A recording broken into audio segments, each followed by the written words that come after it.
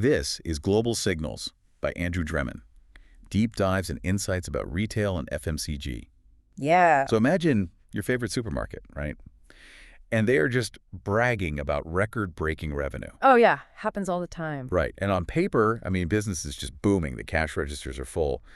But if you actually go look at the delivery trucks out back, they are like half empty. Which is wild. It is. It's totally wild. The top line numbers look amazing right now. I mean, really good. But those numbers are hiding a very dangerous reality for the European retail market. Yeah, and that's exactly what we are looking at today. We are digging into fast-moving consumer goods. Right. FMCG. Exactly. And to set the stage, the year is 2026. Our data for this comes straight from Andrew Dremen's blog. He pulled the numbers from the NielsenIQ EU5 inflation barometer. Yeah, and that's comparing May 2026 to May 2025. Right, so just year over year. And we are talking about 5 specific countries here. Yeah. France, Great Britain, Germany, Italy, and Spain. Right. The big 5.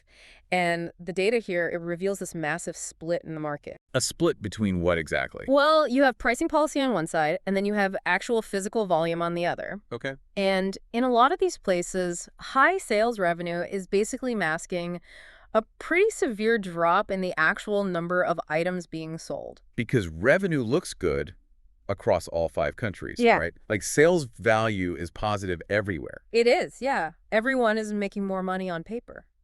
But selling fewer physical items is a trap. It's a huge trap. So we need to figure out why this is happening. And I think let's start with the countries that actually figured this out. Yeah. Because 2 countries managed to get people to buy more physical products. Yeah, France and Spain. They actually found a way to grow physical volume. Which is impressive. It really is. And France did something that nobody else did, that they basically ran a deflation playbook. Wait, deflation? Like prices actually went down? Exactly. They're the only major European market where supermarket shelf prices actually went negative. Wow. Yeah, their inflation rate dropped to negative 0.4%. Okay, so prices literally went down.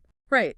Retailers cut prices on basic staples. And on non-food items, too. We have an example of that. Yeah, the data shows home care product prices.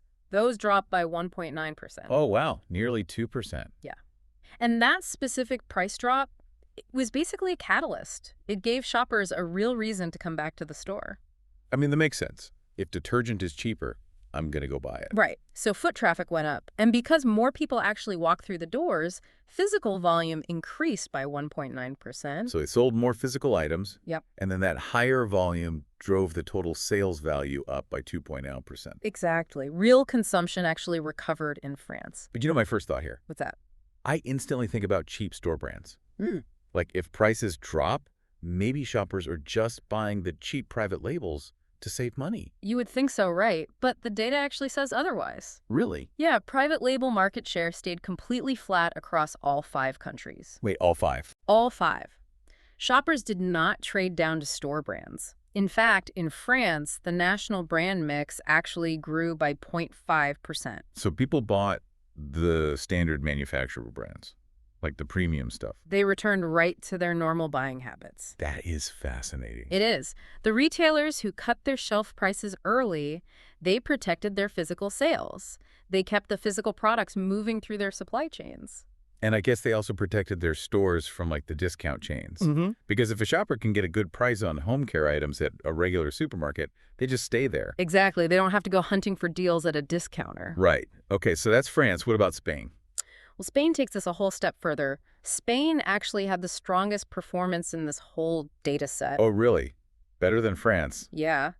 They managed a controlled inflation rate of 1.2%. Okay, so they didn't go negative like France did. They kept a slight price increase. Right. But they found a really good balance. The prices worked for the retailers, and they still worked for the shoppers. Because the physical sales volume in Spain jumped by 3.3%, right? A huge jump. And because they sold so many more physical items, their total sales value went up by 4.6%. Which is the biggest win out of all these countries. Yeah, that's massive. And Spanish shoppers also showed very high brand preference. Spain had the highest national brand mix growth in the entire group. Higher than France's 0.5%? Way higher. It went up by 1.7%. Wow. Yeah, they stayed very loyal to manufacturer brands. There is a really interesting note in the source here about healthcare items in Spain specifically. Right, the elasticity. Yeah. The elasticity for healthcare was negative 0.90. Yes. And this kind of gets into how people make decisions when prices change. Yeah. But can you explain the elasticity part just really simply for us? Sure, yeah. So we use elasticity to measure how much physical sales drop when a price goes up. Okay. So a number like negative 0.90 is low. It means shoppers are not very sensitive to price changes for those specific items. Because healthcare is non-discretionary, like you need it. If you have a headache, you buy the medicine. You do not wait for a sale. Right. Even with slight price changes, Spanish households just kept buying healthcare items. And they did not switch to cheap store brands either. So Spain basically proves a very clear point here. Which is? If you keep inflation near 1%, consumers feel confident. They buy more physical items, and your top-line revenue still grows. Perfectly said. Real growth is based on selling more items. Fake growth is based on charging more for fewer items. Fake growth, I like that term. And that perfectly brings us to Great Britain and Germany, doesn't it? It really does. Because both countries show higher revenue, Huh. but the actual volume of goods sold is shrinking. Yeah, the British grocery market is a perfect example of this top-line illusion. How so? Well, value sales grew by 2.5%. So like we said, the cash registers look full. Right. But the actual physical unit volume dropped by 0.9%. Ouch. So the revenue growth basically relies entirely on price hikes. Exactly. It is built on an inflation rate of 2.3%. And there was also a tiny 0.8% increase in the buyer population too, right? There was, yeah. But real unit consumption per shopper still went down. Passing costs onto the consumer just hit a hard ceiling in the UK. And I think about it like this. It's like bragging that you have a bigger grocery budget this year. Yeah. You know, you feel rich. But then you look in your shopping cart and you have literally fewer bags of food than you did last year. Yeah. You're spending more to get less. And shoppers know this. They are actively pruning their baskets. They are cutting out secondary items to make it work. Which brings up the drinks. The data points specifically to drinks in the UK. Yes. Non-alcoholic beverages saw huge price increases of 4.4%. 4.4, that's a lot. And that pushed consumers away. They just stopped buying them as often. But alcohol is even worse, right? Like it's a much more extreme example. Oh, yeah. The price elasticity for alcohol in Great Britain reached negative 2.49. Negative 2.49, that number is huge. It is massive. It means shoppers are incredibly sensitive to alcohol prices. So a high baseline price on beer or wine causes an immediate drop in volume. Immediate. People just walk past the aisle. They stop buying. But just like Spain, the UK shopper still protected their health items. Right. Healthcare elasticity in the UK was negative 1.07. So they still buy the medicine, they just cut the drinks. Yeah, the essentials are safe. Yeah. And they still buy the manufacturer brands, too. The brand mix in the UK went up by 0.7%. So they want the good brands, they just buy fewer physical items overall. Exactly. Now, Germany shows a slightly different version of this problem.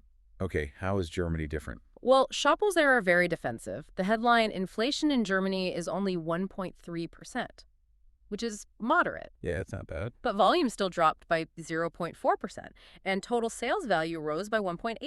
So wait, if inflation is only 1.3%, why is volume still dropping? You have to look at the split between food and non-food in Germany to understand it. Oh, okay. Food inflation stayed really high at 1.9%. Oh, I see. And when food prices stay high, people have to prioritize essential meals. Right. That absorbs their whole grocery budget. They have literally no money left for extras. And the data points out confectionery as a clear target here. Yeah. Candy and chocolate prices jumped by 4.7% in Germany. Wow, 4.7. And buyers resisted that immediately, I'm guessing. Absolutely. They saw the high price on candy and simply put it back on the shelf. Yeah. And German consumers responded to these high food prices by just cutting their shopping trips altogether. Like they just go to the store less often. Yeah, they buy less often, but again, they are not switching to cheap store brands. Right, because the manufacturer brand mix in Germany still increased by 0.4%. And private label share stayed flat. Yep. They want their premium brands, they just buy fewer of them. So we have seen the winners, Mm-hmm. that's France and Spain, and we've seen the losers, Great Britain and Germany. Right. But then Italy just kind of sits in the middle. Like Italy is stagnant Yeah, Italy is a really interesting case study here. because Italy kept grocery inflation very low. Right. But it was only 0.6%. Very low. But physical volume still failed to grow. It contracted by 0.3%. And sales value rose by 1.4%. Right. So inflation is low, but people still aren't buying more stuff. Why? Well, the Italian strategy focused heavily on keeping people in the stores. Italian retailers cut healthcare prices aggressively, like by 3.9%. Wait, 3.9% on healthcare. Yeah. So they basically used healthcare as a magnet. Like they hmm lower the price on things people absolutely need, hoping they would buy other things while they were there in the store. That was the idea, yeah. And it helped cushion the household spending, but Italian shoppers are just incredibly sensitive to prices on impulse goods. Right, like the alcohol example again. Alcohol sensitivity in Italy was the highest in the entire EU5 group, The highest. The elasticity hit negative 2.62. -2.62. That is insane! They completely cut out the extras. They really did, but they fiercely protected their daily cooking items at the same time. Oh, that makes sense for Italy. Yeah, Italian households maintained this strong loyalty to authentic manufacturer brands for their main meals. The brand mix actually went up by 1.4%. So they protect the pasta and the good sauce, but they skip the wine. Exactly. Okay, so we know volume is dropping in Great Britain, Germany, and Italy. People are basically buying fewer physical items. Right. But the real question here is why this actually matters so much. If total revenue is still going up, why is a drop in unit volume considered a crisis? That is the core issue. Tracking growth through sales value alone hides massive operational problems. A drop in unit volume physically breaks the supply chain. Breaks the supply chain. How? Well, manufacturers and retailers face three structural problems when volume drops. Okay, let's break down these three problems then, because this feels really important. It is. The first one from the data is plant capacity. Like factories have to actually make these things. Right, so a volume drop of 0.9% in Great Britain, for example, that has real-world consequences on the factory floor. Yeah. It means manufacturing plants start running below their normal capacity. And factories have fixed costs. You have to pay for the building. You have to pay for the machines. Exactly. You pay for the power. And of course, you have to pay the labor. And you pay those fixed costs regardless of how many items you actually produce. Right. So if you produce fewer items, those fixed costs are spread over a smaller number of physical units. Which means the cost to make each individual item goes up. Exactly. Every single box of cereal or bottle of soap becomes more expensive to produce. You just lose your efficiency. Okay, that makes total sense. So what is the second structural problem? The second one is transport and logistics, because freight costs do not care about your unit volume. Oh, right. You still have to pay for the delivery trucks. Yeah. Like it costs the exact same amount of gas to drive a full truck across town as it does to drive a half-empty truck. That's a perfect way to look at it. Pallets and trucks just start moving with lower product density. And if you ship fewer items inside that same truck, each individual item costs you more money to deliver. Your logistics costs per case go up. Because the entire system is built for volume. When you remove the volume, the system just becomes very expensive to run. Wow. Okay, so that brings us to the third problem. Mm-hmm. And the source notes this is the most dangerous one. Margin reset risk. Yes. This one is a time bomb. So a margin reset happens when raw material costs drop, right? Yes. Let's say the cost to make a product finally goes down. The raw materials get cheaper. Okay. Retailers will look at that and immediately demand price cuts from the manufacturers. Because it's cheaper to make now. Right. But this exposes how fragile the revenue really is, because these category managers, they relied entirely on price inflation to hit their revenue targets. Oh. They did not secure actual unit volume. Because, like we saw, high inflation in the UK caused shoppers to actually buy less. Right. And that volume drop caused those factories to run below capacity. So if that inflation suddenly goes away and retailers demand lower prices, there is literally nothing left holding the business up. Nothing. The top line sales and profit margins will just crash. You have no physical volume to fall back on at all. You are selling fewer items, and now you have to sell them for less money. It's a disaster. Think about France again. France controlled their prices early. Yeah, they went negative. Right. And their physical volume grew. Because volume grew, their factories ran efficiently, their trucks were full, their supply chain efficiency went up. So a drop in volume isn't just a minor issue. It is an operational emergency. It really is. And commercial teams have to fix their plans for 2026. Well, luckily, the data outlines 4 specific steps teams need to take right now to rebuild that unit volume. Right. 4 actionable steps. The first step is to stop flat price increases. Okay, meaning what? Meaning you cannot apply uniform price hikes across the board anymore. It just doesn't work. Because you have to respect category elasticity. Exactly. Like we saw the numbers for alcohol, the elasticity is massive. Negative 2.49 in the UK. Right. So if you raise the price on highly sensitive items like that, you destroy your own volume. People just stop buying. So you must differentiate your pricing. You have to. Okay, that's step one. What's step two? Step 2 is about where you actually spend your money. Teams need to fund promotional mechanics that actually move units. So shift money away from general brand building. Yes. Building a brand is great, but right now you need to push physical cases through the checkout register. So you need things like multi-packs or volume discounts. Yeah, you have to give the shopper a real reason to put more physical items in their cart. Okay. Step three is to align pricing with the category role. Right. Like using price cuts strategically. Right. Cut prices on basic staples and non-food items. That is exactly what France did with their home care product. Oh, right. The negative 1.9%. Yeah, you use those low prices to defend your store traffic. You just get people walking through the door. But at the same time, you protect your margins on low elasticity items. Yes. Things like healthcare. Because people need medicine. They will pay the premium. Exactly. So you protect the margin there, and you use the staples to get the footfall. It's a balance. That makes perfect sense. Yes. Okay, and the final step, the fourth one. Eliminate low-velocity SKUs. Remove the redundant middle-tier products from your shelves. Yes.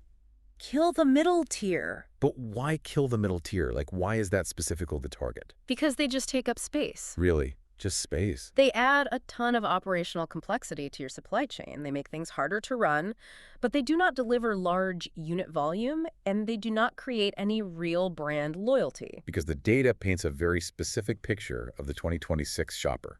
Shoppers are incredibly loyal to their premium manufacturer brands. Very loyal. We saw the national brand mix increase in France, Spain, the UK, Germany, and Italy. All five. Yeah.